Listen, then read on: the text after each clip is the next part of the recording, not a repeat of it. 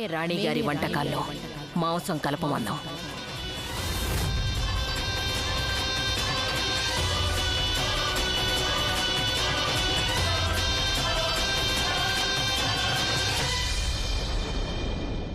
రండి రండి రండి, విచ్చేయండి. అలాగే. మీ అందరికీ స్వాగతం. రండి రండి, తీసుకురండి.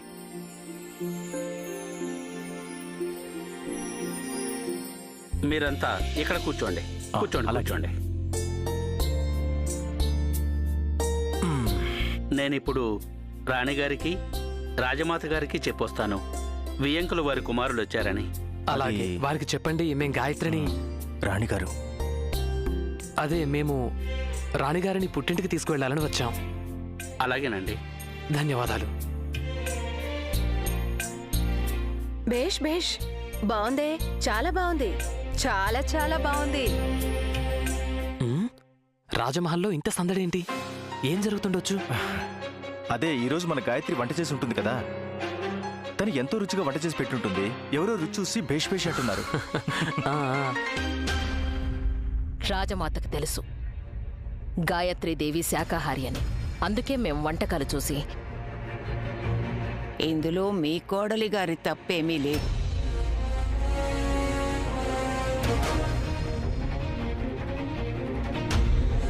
తప్పంతా మా పెద్ద కోడలి గారిదే అంటాను. అత్తవారింటి గౌరవాన్ని నిలబెట్టడం, అత్తవారింటి సంస్కారం నేర్పించడం అత్తగారి బాధ్యతని తెలుసుకోండి పెద్ద కోడలు గారు.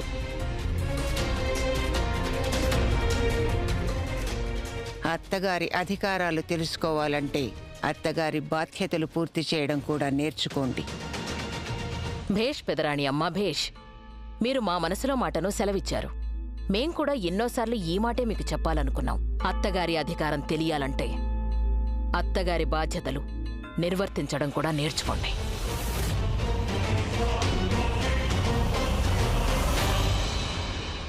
వీళ్ళిద్దరూ అసలు విషయం వదిలేసినట్టున్నారు. వీళ్ళని వంటల విషయంలోకి లాక్కురా కోకిలా, వంటల విషయంలోకి లాక్కురా. పెద్దరాణి అమ్మా, ఎవరు ఏం చేసినా సరే పెద్ద తప్పే చేశారు.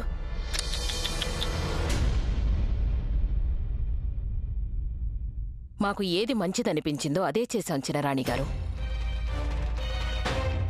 మా కోడలు ఈరోజు చేసిన వంటలకు ఆమెను తప్పు పట్టడం మాకిష్టం లేదు.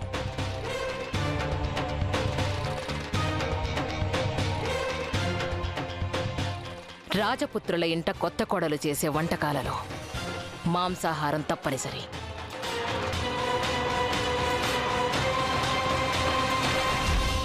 ఏమిటి విషయం? వెళ్ళిక్కడి నుంచి.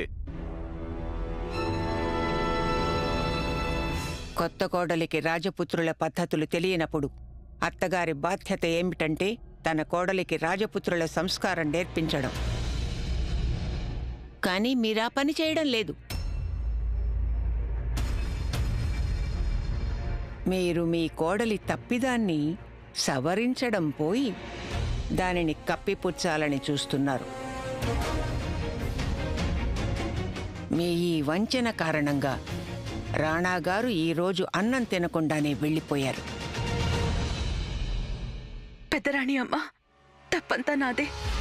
ముందే నేను రాజమాతను అడుగుండాల్సింది. ఇక్కడ మీరందరూ ఏం తింటారని ఏమాత్రం ముందాలోచన లేకుండా మా పుట్టింటి వంటకాలు చేసేశాను. కానీ ఇది మీ పుట్టిల్లు కాదు కదా రాణి గాయత్రీదేవి.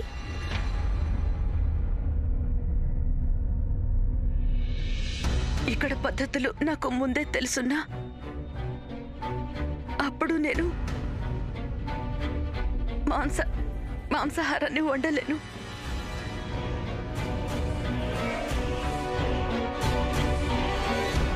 కానీ వాటిని చూసి నేను ఎలాగైనా తట్టుకునేదాన్ని.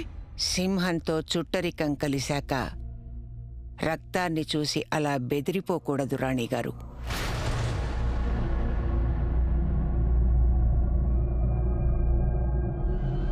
మీరు ఆమీర్ కోటికి రాణి అయ్యారు. ఈ రాజకుటుంబానికి కోడలయ్యారు. ఇక మీదట మీ తీరుతెన్నులు, మీ ఆహారపు అలవాట్లు ఈ ఇంటి పద్ధతుల ప్రకారమే ఉండాలి గాని మీ పుట్టింటిలా కాదు.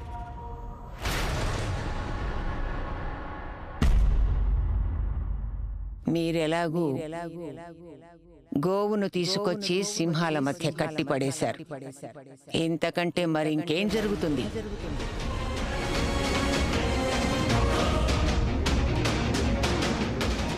మీకు మేమెంతో రుణపడి ఉండాలి, ఇలా మీరు మాకింత మంచి రోజు చూపించినందుకు.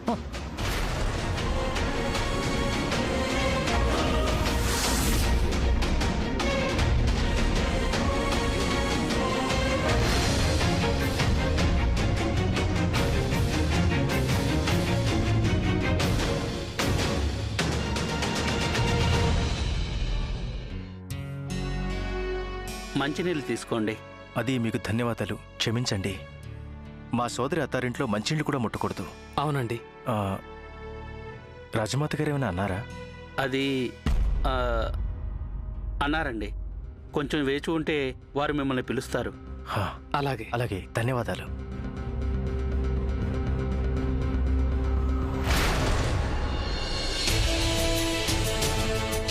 అన్నయ్య, బావగారు.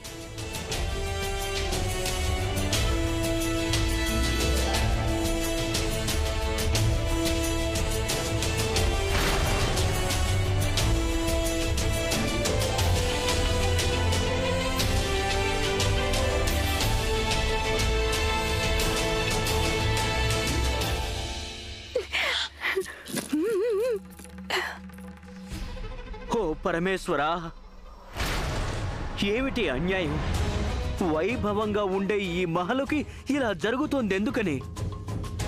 ఎంత బాధగా ఉందో ఎలా చెప్పను? నేనేం చెప్పను, ఎలా చెప్పను? ఎంత మహారాజా? ఎంత? నన్ను మాత్రం అడగద్దొచ్చిన రాణి గారు. అయినా మిమ్మల్ని అడిగితే మహారాజా ఏం చెప్పగలం? మా వంశంలో, మా అమీర్ కోట్ చరిత్రలో ఇంతవరకు భార్య చేతి వంట తినకుండా ఇలా వెళ్ళలేదు. మీరన్నది అక్షరాల నిజం మహారాజా. ఇదంతా కేవలం దానివల్ల జరుగుతోంది. ఎక్కడన్నా కొత్త కోడలు ఇంటికొస్తే కుటుంబంలో ఆనందాలు వస్తాయి అంటారు. కానీ ఇక్కడ ఆవిడ రాగానే మహాభారతం మొదలైంది. మహాభారతం ఏమవుతుందో, రాబోయే రోజుల్లో మనం ఇంకా ఏమేం చూడాల్సి వస్తుందో ఏమో. ఏం చూడాల్సి వస్తుంది? ఏం చూడాల్సి వస్తుంది చెప్పు.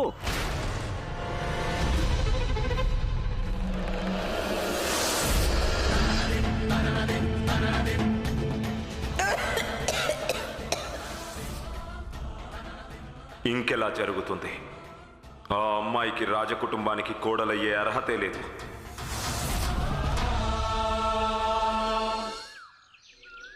రాణా గారు. స్వర్ణలేఖ, మీరా? క్షమించాలి, మిమ్మల్ని వెనక నుండి పిలిచి ఆపవలసి వచ్చింది. కానీ తప్పనిసరి అలా మేము. It's all right. మీరు మా చెల్లెల్లాంటి వారు స్వర్ణలేఖ. మీకేవి వర్తించవు. మహారాజా, రాజ కుటుంబం గౌరవ ప్రతిష్ట పులుసులో కలిసిపోయింది. గుమ్మడి పులుసులో. ఏంటి, పులుసులోనా? అవును, ఈ రోజు కొత్త రాణి గారు పులుసే కదా పెట్టారు. పులుసు. చెప్పండి, మీకు మాతో ఏమన్నా పనుందా? అవును, మాకు మా పుట్టింటి విషయాలు గుర్తుకొస్తున్నాయి. మీరు మీ పుట్టింటికి వెళ్ళాలనుకుంటున్నారా? అలా అని కాదు, అక్కడి విషయాలు తలుచుకోవాలనుకుంటున్నాం. పుట్టింట్లో మేముండే మహల్లో ఒక చాలా పెద్ద మర్రి చెట్టు ఉండేది. మేము అలాంటి చెట్టు ఒకటి ఇక్కడ కూడా నాటించాలనుకుంటున్నాం. అలాగే, మేం వెంటనే నాటించేస్తాం. సరే, అయితే మేము ఇప్పుడు ఆ చెట్టు నీడన హాయిగా కూర్చోగలం. స్వర్ణలేఖ, మీరు మాతో పరాచకాలు ఆడుతున్నారా? మేం మొక్క నాటించాక ఆ మొక్క చెట్టుగా మారడానికి సమయం పడుతుంది కదా. అవును, మేం మీకు చెప్పాలనుకుంది కూడా అదే. ఏ మొక్కకైనా చెట్టుగా మారడానికి సమయం పడుతుంది. దేని గురించి చెప్తున్నామో అర్థమవుతుంది కదా. గాయత్రి కూడా రాణి గాయత్రిగా మారడానికి సమయం పడుతుంది. మేం స్వానుభవంతోనే చెప్తున్నాం.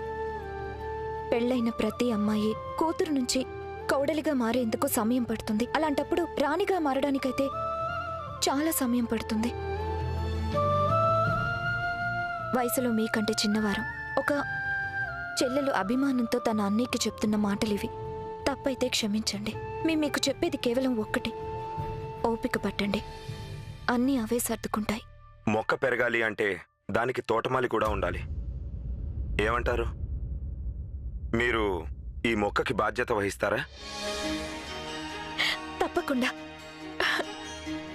రాణిగారికి రాజమహల్ ఆనవాయితీలు నేర్పించే బాధ్యత ఈ రోజు నుండి మాదే.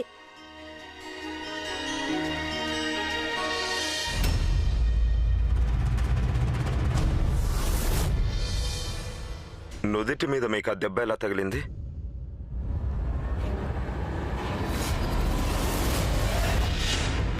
చిన్నరాజావారు, ఏంటి మీరు చేస్తున్న పని? మీరింకా మద్యం తాగకూడదంతే. వదలండి దీన్ని. మీరు వెళ్ళండి ఇక్కడ నుండి. అదేమైందంటే జారి పడిపోయాం. మీరు కొంచెం జాగ్రత్తగా ఉండాలి.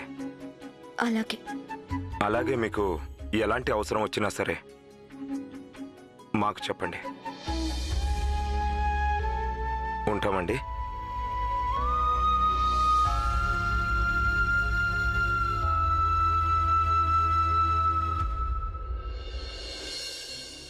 ఎన్నింటి గురించి జాగ్రత్తగా ఉండాలి రానా గారు? ఈ మహల్ గోడల మధ్య ఎన్నెన్నో జరుగుతున్నాయి. వాటి గురించి మీకేమీ తెలీదు. అమ్మకు ఒకవేళ ఈ విషయం గురించి తెలిసిందంటే నా చెంప వాయించేస్తుంది. అత్తవారింట్లో మొదటి రోజునే అందరినీ నిరాశపరిచాను. ఎంత పిచ్చి పని చేశాను నేను. ఇక వారైతే భోజనం చేయకుండానే వెళ్ళిపోయారు. తప్పు చేసింది నేనే, అనుభవించాల్సింది నేనే. నాకు బాగా ఆకలిస్తోంది. గాయత్రి, వారు కూడా ఏమీ తినలేదుగా? నీకు నీ ఆకలి తప్ప మరొకటి లేదా? గారు, మీరు కొంచెం జాగ్రత్తగా ఉండాలి. రండి స్వర్ణలేఖ గారు. మనం వచ్చి చాలాసేపు అయింది, ఎవరూ రారేంటి? చూడు బాబు, బాగా ఆలస్యమైంది. మేమొచ్చామని చెప్పారు కదా మీరు.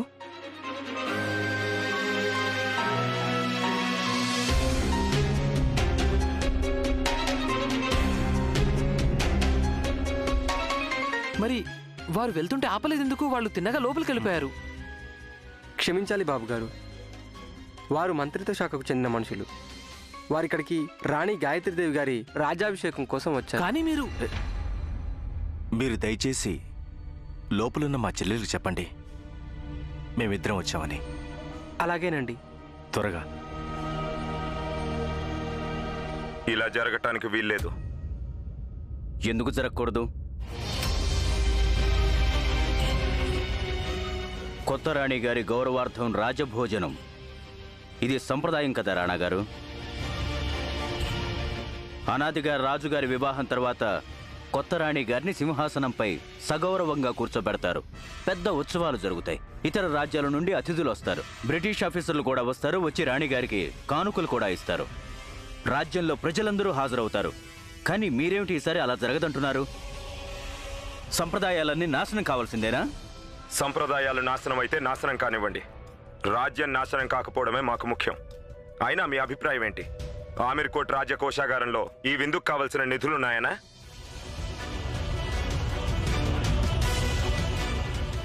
పైగా మనం రాజ్యంలోని నిధులని పేద రైతుల సంక్షేమానికి కేటాయించాలి. ఇలా విందులు చేసి ఖర్చు పెట్టకూడదు. రాణాగారు, రాజులకు నచ్చినా నచ్చకపోయినా వారిని ప్రజలు గౌరవించాలంటే రాజుల్లా ప్రవర్తించాలి. ఇది కలియుగం. ఈ యుగంలో రాతి విగ్రహాల్ని ఎవరూ పూజించరు. ఇక్కడ కేవలం స్వర్ణ విగ్రహాల ముందే శిరస్సు వంచుతారు. మీరన్నది నిజమే రాజమాత. అమీర్కోట్ పరిస్థితి మరీ దారుణంగా లేదు. విందు ఏర్పాటు పెద్ద పనేం కాదు. విందు ఏర్పాటు గురించి మాట్లాడడం లేదు. మనం మాట్లాడుతున్నది ఈ ఒక్క విందు కోసం ఖర్చు పెట్టే డబ్బుతో మన రాజ్యంలో 25 కోళ్లలోని జనం రానున్న 6 నెలల పాటు తమ కడుపులు నింపుకోవచ్చు. అందుకే ఈ రాజభోజనాల్ని రద్దు చేస్తున్నాం. ఈ సంప్రదాయం ఇక్కడితో ఆగిపోవాలి.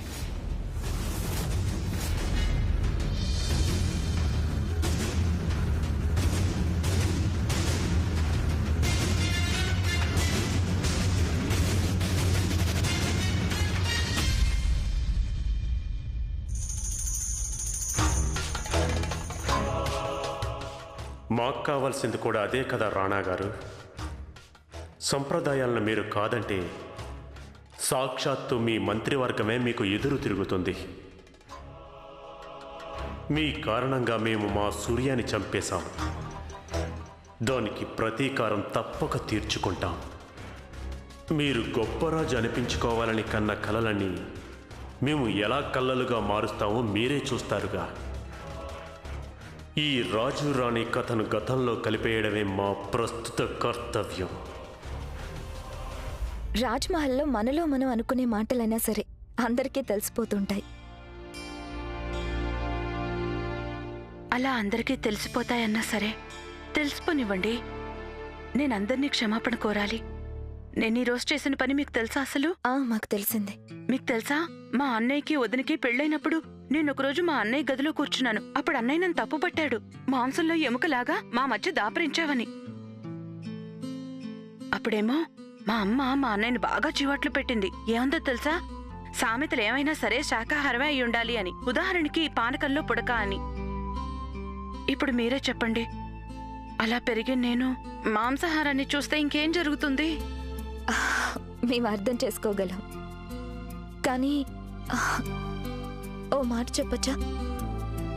ఇది మీ అత్తారిల్లే అయ్యుండొచ్చు, కానీ రాజ్మహల్ ఎవరూ ఇల్లు అనుకోవడానికి లేదు.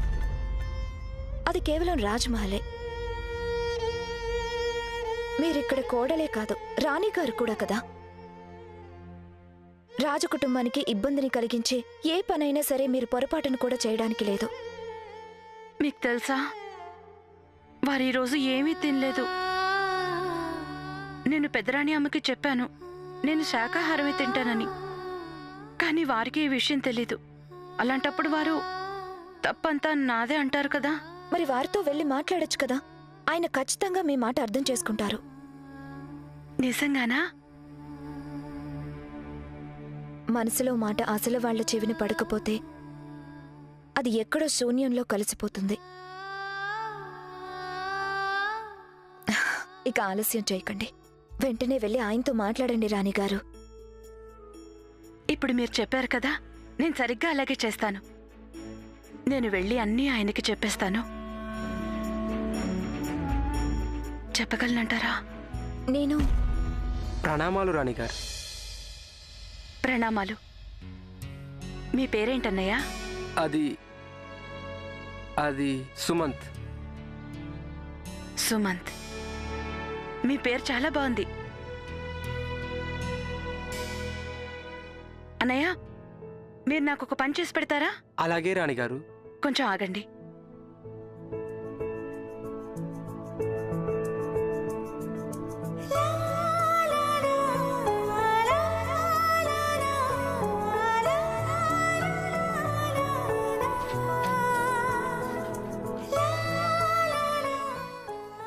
మీరు ఈ ఉత్తరం తీసుకెళ్ళి వారికి అందజేయండి.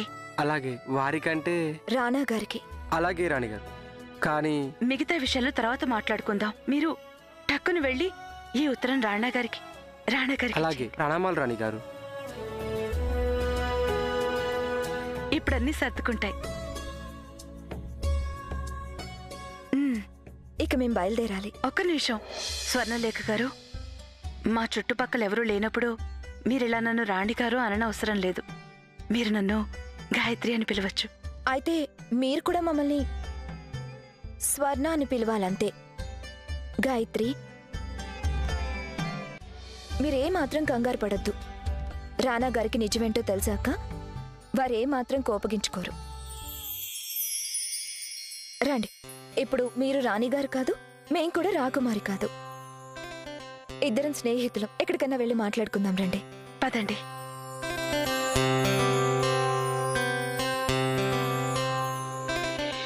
అన్నయ్య,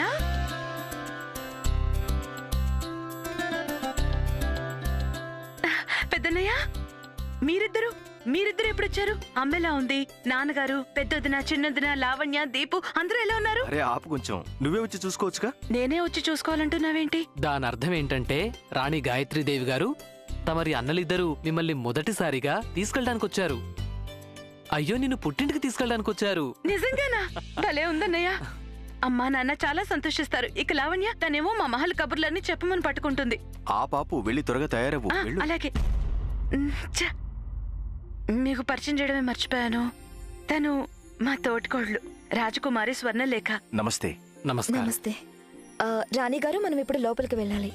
రాజమాత గారికి రానా గారికి కూడా తెలపాలి కదా మిమ్మల్ని పుట్టింటికి తీసుకెళ్ళడానికి మీ అన్నలిద్దరూ వచ్చారని. అలాగే, నేను ఇప్పుడే వస్తాను. పదండి. సరే, త్వరగా రండి. వీరిని కూర్చోపెట్టండి. వీరు మా అన్నయ్యలు. అరే ఏమిటి నువ్వు?